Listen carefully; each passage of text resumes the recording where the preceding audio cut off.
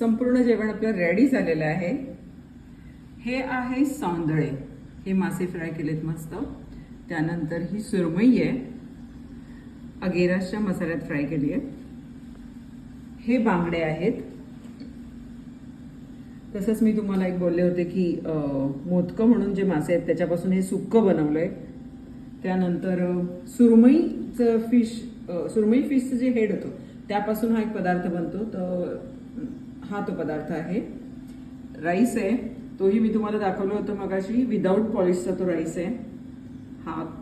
त्यानंतर पाव आहेत खास गोव्यातले, सॅलेड आहे आणि ही खास गोवन करी, ही प्रॉन्स करी केली आहे, बघू शकता आपण।